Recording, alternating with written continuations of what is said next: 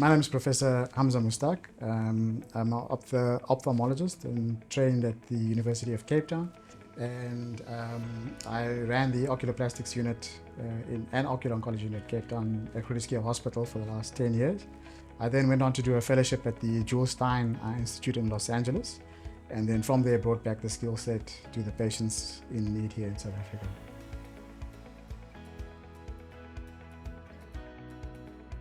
My primary interest was in ocular oncology, so we deal with cancers, either near, around, or in or behind the eye, and oftentimes we would do destructive surgeries.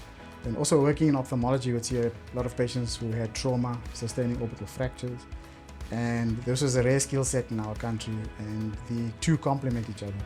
And so that's how my interest actually started, and I started to do those cases more and more, and then started to enjoy the minimally invasive nature of how the field was going, and then looked to pursue a fellowship in overseas.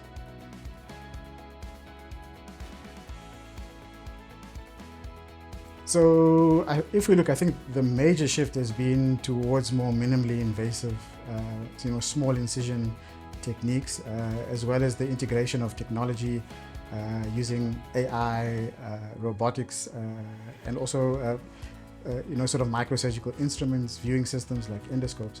So if we had to look at traditional orbital surgery, large incisions such as craniotomy, or working through the nose or through the mouth, but now with a deeper understanding of the anatomy, we're using smaller incisions, which give us better cosmetic or aesthetic functional outcomes, as well as overall patient experience.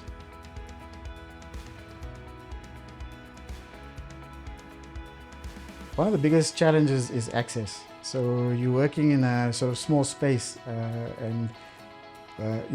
which is a kind of a deep cavity if you're going to work in the orbit itself. And so access and visualization of the tissues is often a big challenge, especially if you're needing an assistant and both of you retracting, trying to look down into a small hole. So I think that's been the biggest challenge for me.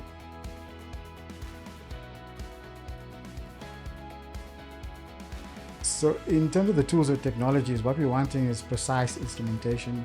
We're wanting instrumentation that understands the dynamics of the tissues that we're dealing with. So these are instruments that that cause minimal damage to the tissues, as well as providing adequate access and visualization. And in terms of not harming or having an adverse compatibility issue with the tissues.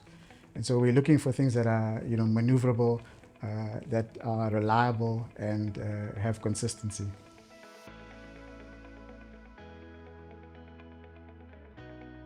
So I think it's extremely important. I think if you look at the oculoplastic or orbital work, it's not just a simple matter of fixing fractures or removing tumors. We have to take into account that this could have an impact on the patient's function. So loss of vision is a real risk. The induction or inducing double vision in patients, which is quite debilitating. So it's extremely important that we have instrumentation that's consistent and reliable, and as I mentioned before, that works well in the space and the tissues that we're working with.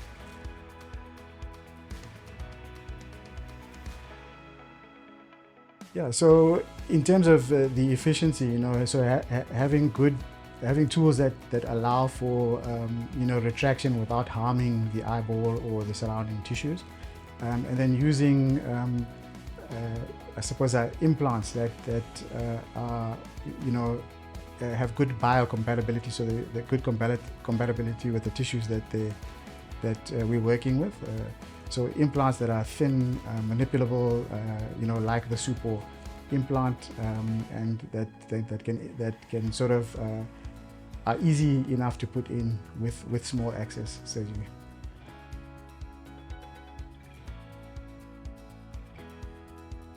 Yeah, so I think the drive towards minimally invasive surgery is to try and limit the collateral tissue damage. And so if you can do that in a safe and efficient manner, then the overall patient experience is better. So faster recovery times, better wound healing, less swelling, less bruising, and good overall patient experience.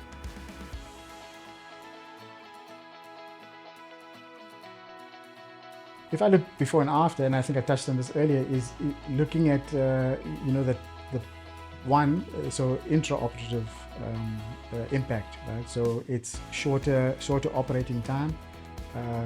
It's less manipulation of tissue, and so that also then translates into the post-operative course. So we're seeing less bruising, less swelling.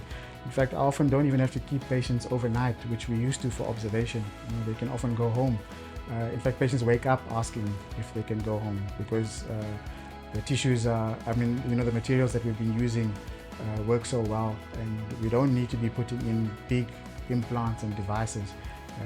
Now that we understand the anatomy and we understand the dynamics of and the mechanics of the implants that we are wanting to use, it's made a massive difference in terms of it.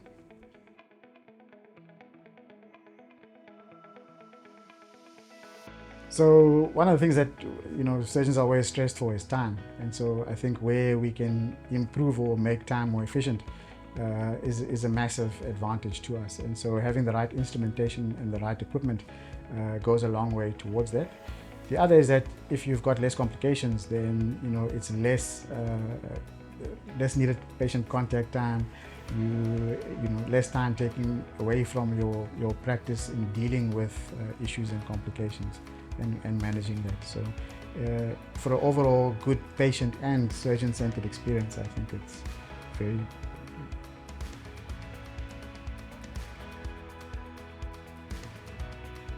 So I've already seen it sort of happening. We've moved away from large metallic type implants to these softer biocompatible and more easily manipulable implants.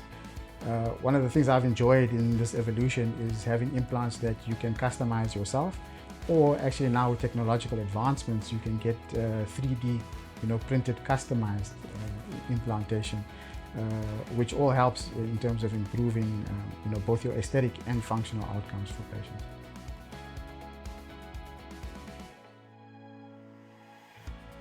That's a good question. I think our field is continually advancing, and I think as part of that, it's important to make sure that you keep up with those advancements.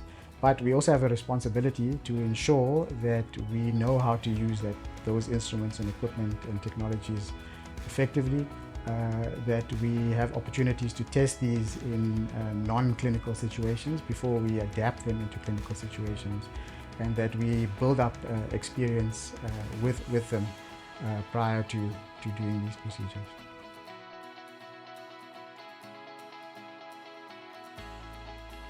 So I would say efficiency, improved safety, and just an overall great patient-centered experience.